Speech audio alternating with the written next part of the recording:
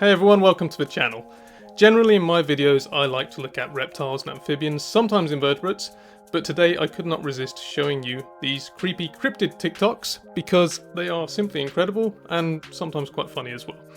So we're going to go through, we're going to debunk them and potentially find a couple which could make a skeptic like myself come unstuck. So if you do enjoy this video, please do like and subscribe and come back for more. But now let's dive in. Breaking news, a Bigfoot has been spotted in Oklahoma. The video that was posted Wednesday and has since gone viral shows what seems to be a Bigfoot just lounging against a wooded area. The video itself is only a few seconds long. Many are saying it looks like something taken right out of Harry and the Hendersons. The individual who posted it called it, quote, the scariest moment of his life. They said they suppose it could all be a hoax and someone is just in the area wearing a Bigfoot costume ahead of Halloween. Here's a look at the video.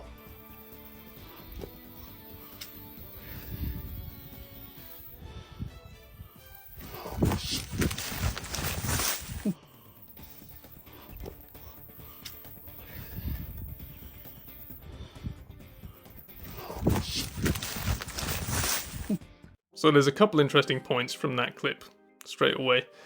First off, the Bigfoot, in brackets, has reddish hair, and a lot of people are saying that they believe Bigfoot is a descendant of Gigantopithecus. Gigantopithecus was an ancient ape. I think it died out, thousands and thousands of years ago. I can't remember exactly when. But basically it shared a common ancestor with the orangutan. So now people, when they do like Bigfoot costumes and stuff and some reconstructions, they give it a reddish fur color to look kind of like an orangutan. And the science behind that is kind of sketchy because I'm not sure there is any direct solid proof that Gigantopithecus had reddish fur like an orangutan. They just shared a common ancestor and possibly common habitat. So that's interesting to start with. The second point for this clip is that when you look at the Bigfoot turn its face towards the camera, its mouth doesn't move, its face doesn't move, its expressions don't change. And one thing that is common to all the great apes, including us humans, is the fact that facial expressions are extremely important. We use facial expressions as a means of communication. Now humans, we have verbal communication, highly developed verbal communication. But animals like chimpanzees, for example, they have less developed language, if you can call it language, it's really up to you, and they do rely a lot on facial features. So being able to move your face and make expressions for a chimpanzee, that could be the difference between being attacked or not by another member of the group. So really that's a big red strike against this clip in my view. Something just moved on the top of that hill. Oh, check it out. Like a little black bear on the side of the hill. Let me get it settled.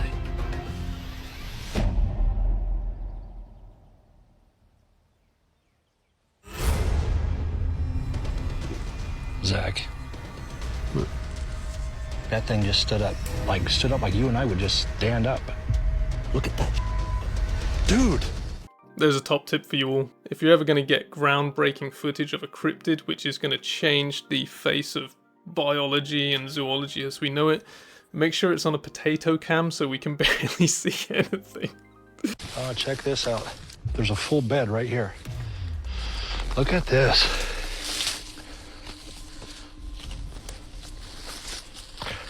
All this stuff is matted down, literally matted down. I can't roll off this thing left or right. Literally couldn't do it. Let me have that camera. You see how this is all, it's a dish. It's literally a place to lay down. It's clearly been slept in. It's been inhabited. And I want to say bed, but this is a nest. It's up in a tree in an elevated position. Deer don't do this, elk don't do this. Something that thinks critically or is intelligent had to have done this. It's good to know Bigfoot can think critically so he can help me debunk more of their videos in the future. It seemed very strange in this particular setting. Look down below me. There's more than one nest.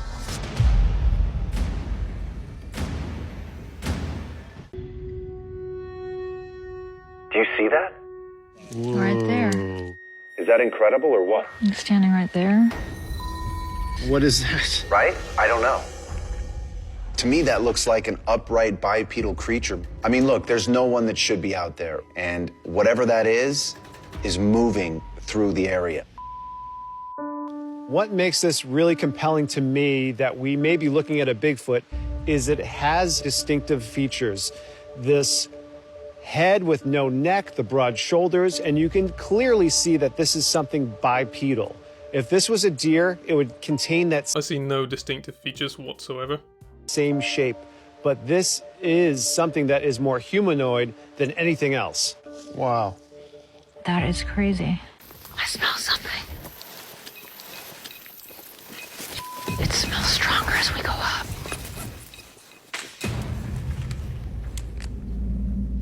I just heard something. I'm gonna bust up the thermal.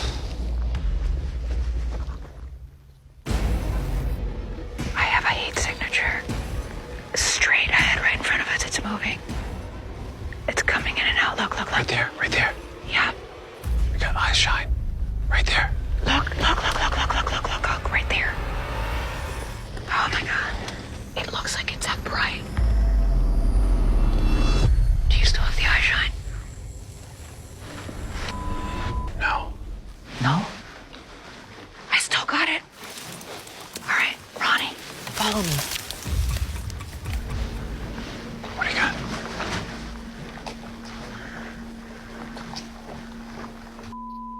It's gone. I have cliffs on both sides of me. So the theory is that Bigfoot is extremely shy and hides from humans, so if we chase him around with extremely bright flashlights in the middle of the night, he's going to show up and we'll get a good glimpse. There's only one way in, one way out. I never like putting myself in that position, ever. So I have a very uneasy feeling. Oh, look at this. This almost looks like a footprint. Something just moved on the shadow. What's that? Look at the ridge line behind me. Something ran across that shadow on that ridge line. There's something up above us. That had to have been pretty tall. I'll tell you what, if something's running side by side with us up on the top of that point, I don't like that. This is a vulnerable spot. Instinctively, the first thing I think of is mountain lion, bear, predator. You feel like we're being watched? Yeah. That's good that he actually started to talk about real animals at the end there. I don't know, maybe I'm being too harsh on this show. Let me know what you think in the comments. One thing that I will say for certain is that it's one of those shows that's going to go on forever and ever and ever. They won't ever find Bigfoot. I mean, forever and ever in this season. I don't know if it's going to have more seasons or what. But they won't find Bigfoot. And what it will do is pay all their wages. So, you know, maybe they're smarter than I think.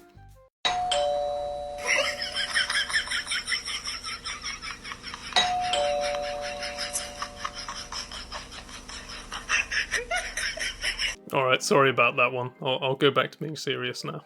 This is the Montauk Monster, a terrifying cryptid that washed up on a beach near Montauk, New York.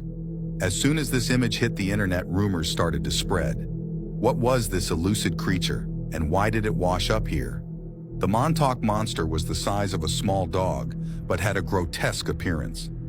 The partly decomposed creature lacked any fur and had a beak-like mouth.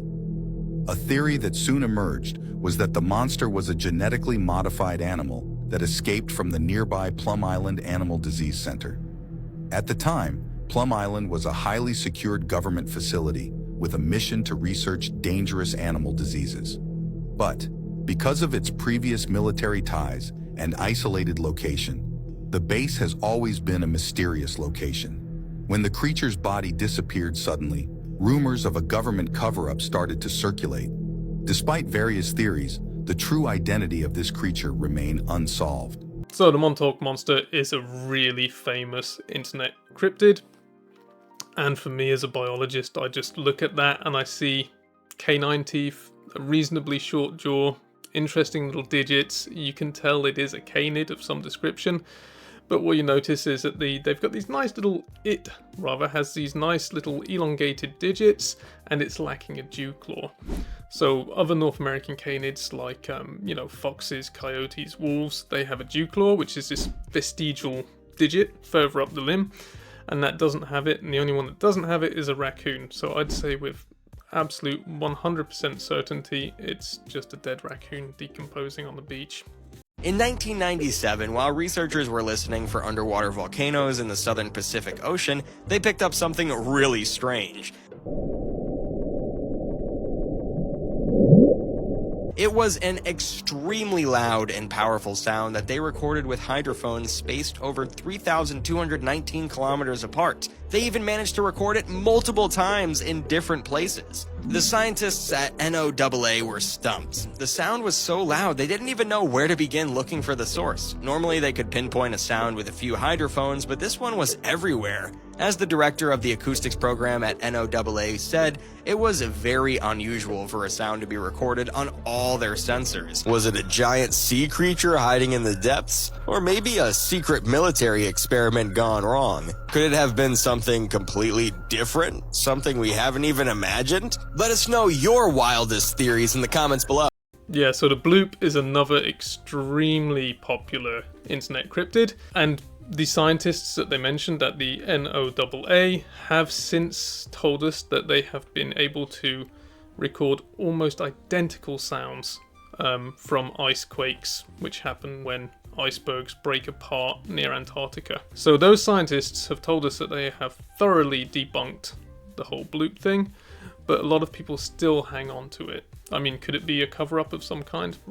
Who could ever know? But for me, you know, it probably is an ice quake.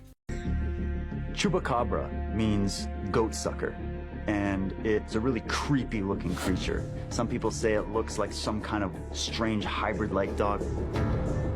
The continental North American chupacabra is a four-legged or quadrupedal animal about the size of a dog, completely hairless, with a bluish-gray elephant hide type of covering. They also display a number of abnormal characteristics. Oftentimes their limbs are disproportionate lengths, so they're very grotesque, odd, weird-looking animals. The chupacabra is an interesting one. I mean, presumably it's some kind of canid because of the description we're getting there and the images they've generated, but it would be very unusual for a canid to practice hematophagy, or blood sucking or blood drinking. So that would be a bit strange. It wouldn't be like any other canid we'd ever seen before, and it would be unusual for an animal with a, you know, a carnivorous history, as it were, an ancestral carnivorous history. An uploader named Ross Whitfield brings us another piece of footage of an alleged roaming chupacabra. This filmed encounter from Picayune, Missouri is one of the crispest chupacabra sightings out there. The creature shown fits the profile of a thin, hairless animal with large ears that is closely associated with the classic description of the chupacabra. We also see a long tail as the creature vacillates between ambling somewhat awkwardly and folding into a contorted sitting position. We even see it calmly stalking small birds that land within its field of vision. What is especially notable about this footage is that the alleged chupacabra appears to be aware of the fact that it's being watched. It seems to maintain eye contact with the camera throughout the encounter. This crisp video really gives us a chance to observe the habits of what may be a chupacabra in the wild. We can see that the creature seems to move in slow circular patterns. It also appears to be preoccupied with following a scent on the ground. The movement patterns seen in this film are also interesting. The creature seems to move in a manner that is something similar to a cross between a dog and a deer. However, of the thousands of viewers that have seen this footage, opinions seem to range from genuine chupacabra sighting to simply a dog or coyote with severe mange. Yeah, it's definitely a dog or a coyote with severe mange. Nothing about that says cryptid to me. That seems like an unwell animal that probably needs catching and giving some veterinary attention. chupacabra has been attributed to the possibility that there are thylacine in North America. There is documented proof there were 2 breeding pair of thylacine bound for the Bronx Zoo. And the boat crashed into the shore, and most of the animals escaped, including the 2 breeding pair of thylacine. Fast forward 10, 15 years, you start having these chupacabra sightings pop up in the Northeast. And these animals were adapted to living in Tasmania, which is a pretty similar climate to the North American Northeast. The chupacabra that we've reported running around, the United States is actually a tiny remnant population of these thylacine that were brought here for the Bronx Zoo that escaped. What? So that's almost completely impossible. Even if some thylacines had escaped from a boat crash or whatever, because the story changes every time I hear it, there's a fundamental difference between Australia, Tasmania, and the US. That is the fact that in Tasmania, marsupials dominated, whereas in the States, placental mammals dominate. And marsupials, historically, have not been able to compete with placental mammals. So it's very likely that even if they had escaped in North America, they would not have been able to sustain a population, because there isn't ecologically that room for them to occupy a niche and hold out against other species. Especially back then, presumably whenever this happened, and there was more wild areas, more wildlife, and potentially less humans. So it was exactly here on a rainy night in 1982 that was the last credible report for a thylacine, Tasmanian tiger, which is just so crazy to think, because after that point there was funded searches done for the next 2 years, led by Nick Mooney. So he actually said, I woke up and grabbed my spotlight, opened the window, put my arm and shone the torch around, and the light came to rest on what was a thylacine. I realized immediately what it was. Its dropped jaw was a dead giveaway. It turned its head, I could see yellow light reflecting in its eye, and it just stood there in front of the vehicle about 5 yards away. If that story is true, it means that thylacines survived an extra 50 years out in the wild, away from people. Yeah, I mean, it's possible. It's not impossible that a few did survive longer. Really, we'll never know.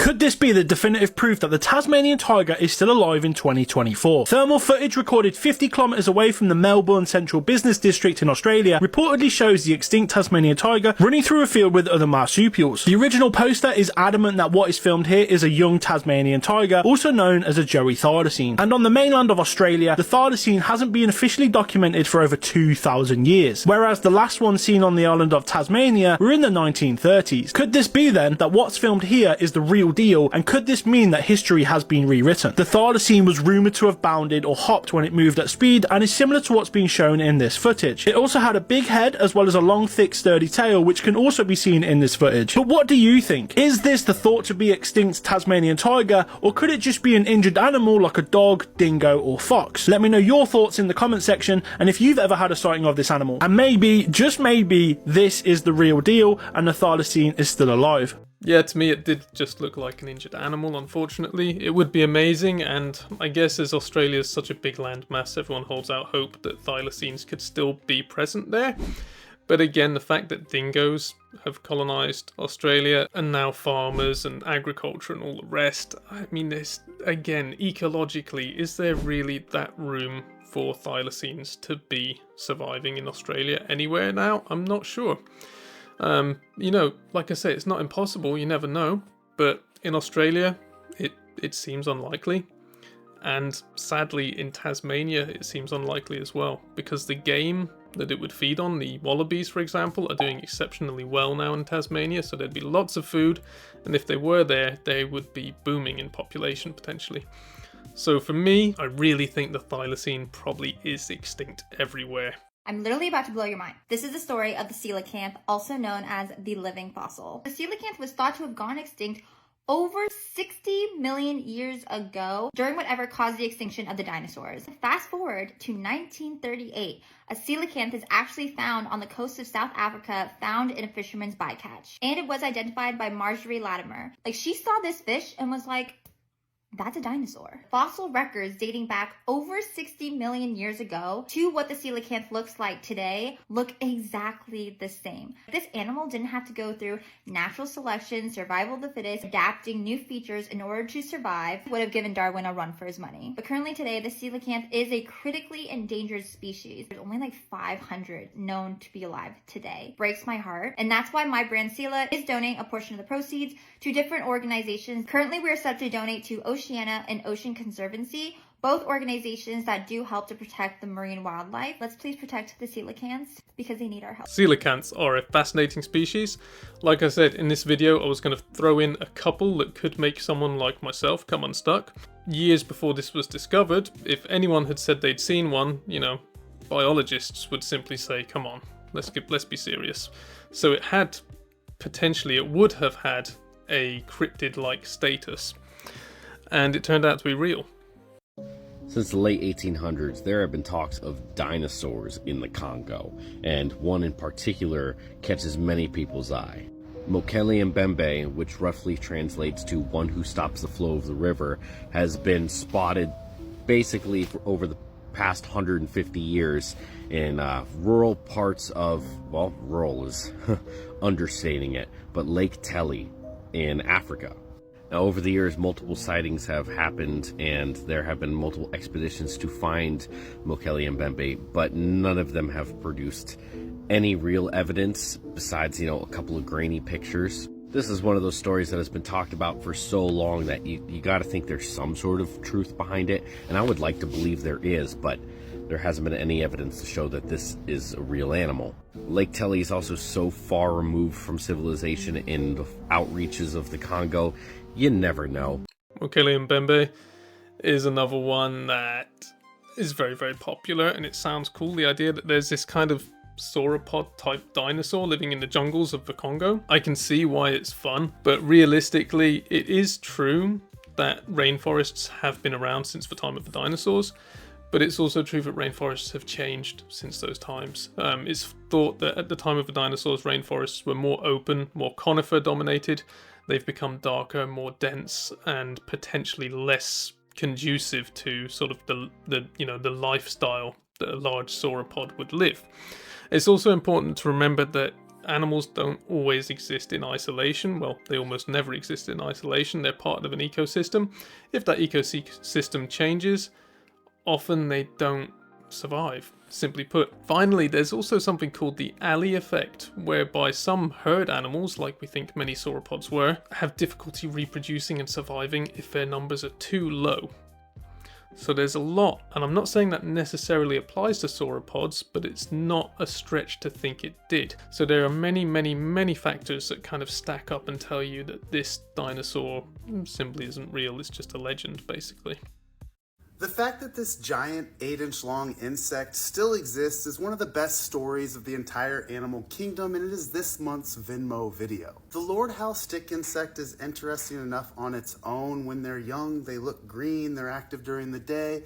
As they get older, they become very dark in color and they become nocturnal. The insect was super common on the island. In fact, it was used as fishing bait until a ship got stuck and was stranded for 9 days, and during that 9-day period, black rats made it to Lord Howe Island. Black rats quickly led to the extinctions of many species on this island that had been evolving in isolation there for millions of years. Lizards, birds, other insects. Things for the native life got so bad that they actually brought in owls from Tasmania, but that only made the problem worse, as this was another top predator to an ecosystem that really couldn't handle more predators. Within 2 years of that ship wrecking, the Lord Howe Island stick insect, an insect that had been evolving independently from all other modern groups that exist today for at least 20 million years, was considered extinct. That would remain the conclusion to their story for 4 decades until in the early 1960s, a team was attempting to summit Ball's Pyramid. This is a relic from an ancient volcano. Most of it is long gone, but this portion just juts straight out of the ocean. The attempt at summiting, it was unsuccessful, but they did find some dead bugs that resembled these stick insects that were thought extinct. That would kind of set a fire to the attempts at finding these insects, but every one would kind of have the same outcome. No live ones, but some dead ones showing that there was still something worth looking for. It wasn't until 2001, a full 80 years after the species had been deemed extinct, that a group finally had success. They were traveling up this hill, they couldn't find anything but crickets, until on their way back down, they found one shrub about 100 meters above the shoreline, and under that shrub was some really big insect poop. They couldn't find any bugs though, so they finished going down. They went back up at night, and they found 23 of these stick insects under that shrub. Fact check 24, even one better. Then a couple of years later, another team went and they took 2 breeding pairs from this really desolate island. One pair went to a private breeder, the other pair went to the Melbourne Zoo. And now the Melbourne Zoo has hatched over 10,000 of these insects. Tens of thousands of other eggs exist. They've been sent around the world to other zoos. And eventually the plan is to return these back to Lord Howe Island and kind of get that ecosystem under repair. But first they have to get rid of the rats. When they do, these insects are there awaiting. So the Lord Howe stick insect is another really, really cool story of an animal that was thought to be extinct and then rediscovered. Some people call them Lazarus species, and obviously at one time people thought these were still out there and they had kind of a cryptid-like status. It's just amazing that they were hanging on, clinging on in one rocky outcropping for all that time. By the way, also that guy, Zeke Darwin, does some amazing content. He clearly puts a lot of work and information into his stuff, so do give him a follow if you see him anywhere. This is Loch Ness, a mist-shrouded lake in the Scottish Highlands. Its waters a murky, black ink, dark enough to hide one of the most iconic and elusive beasts of all time. I thought I'd seen it all in Loch Ness, but this is just something I've seen that I can't explain, so... It's July 2020. Firefighter and lifelong Loch Ness resident Ross McCauley is overlooking the water from the shore when he records this. It's 12 feet long, about 4 feet wide, grey in colour. It seemed to be moving into the waves against the wind, occasionally breaking the surface. Take another look. The image is hard to see, so let's zoom in, slow it down, and outline the figure in the water. And Ross's sighting isn't the only recent one of its kind. In September 2019, Stephen Chalice is on vacation when he snaps this unbelievable photo. I'm guessing that what I saw was 8 foot long, but there might have been a bit more either end of that underneath the water, so you could be talking about a fish that was 10, 12 feet long. Whatever this is, it's massive. Field researcher Ken Gerhardt is one of the world's foremost experts on mysterious creatures and is writing a book on Loch Ness. He has spoken to hundreds of eyewitnesses who swear Nessie exists. The descriptions are very consistent, and this leads me to believe that yes, in fact, there is a population of remarkable, immense animals in Loch Ness. The Loch Ness Monster is a tradition, I guess, in Scotland now and around the world for cryptozoologists. But, I mean, again, realistically, speaking as a biologist, I think of plesiosaurs, which is what people presume it to be, and I think of ancient seas millions of years ago when the planet was warmer, the seas were warmer, the climate was different, everything was different, and I just can't think of a more crap environment for that animal than cold water up in Scotland with small to medium-sized fish to eat. It's such an improbable ecological situation for that animal that it's just beyond belief. For me, the Loch Ness Monster is a complete dud. Anyway, that's going to do it for today. I really hope you enjoyed this kind of change from the regular videos that I do, and I hope that you will tell me what you think in the comments. Have I been too harsh? Should I be more of a believer? Or was it all nonsense? So, whatever the case, please do like and subscribe, and please do come back next week for another video.